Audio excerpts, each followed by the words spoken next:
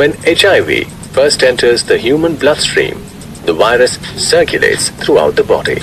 The protective surface of HIV is studded with particular proteins called GP120. And inside is a capsid that contains the viral RNA and viral enzymes. Initially, the GP, glycoprotein 120 protein on the virus is only able to bind to a cell surface protein on the macrophage called the CD4 receptor.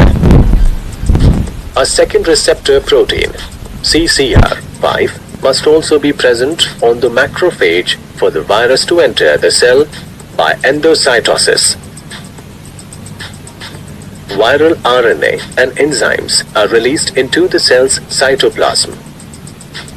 Reverse transcriptase uses the viral RNA to synthesize first a strand of viral DNA and then the complementary DNA strand.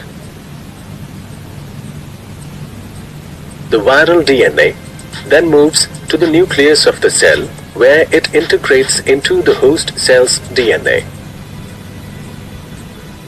Transcription of the DNA within the nucleus now results in the production of viral RNA.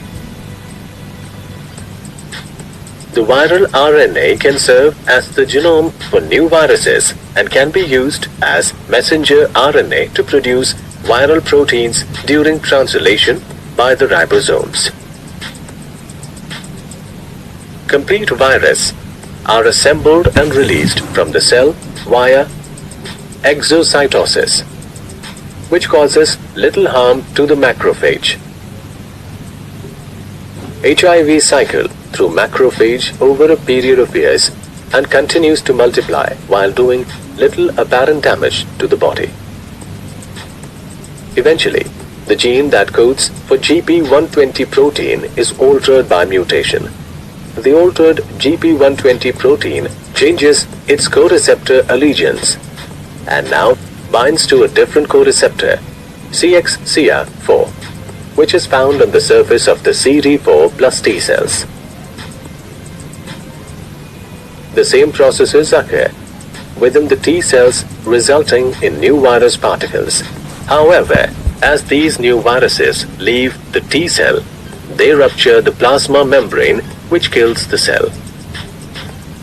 As these newly released viruses invade and destroy other T cells, the body's immune response is weakened, and this leads directly to the onset of AIDS.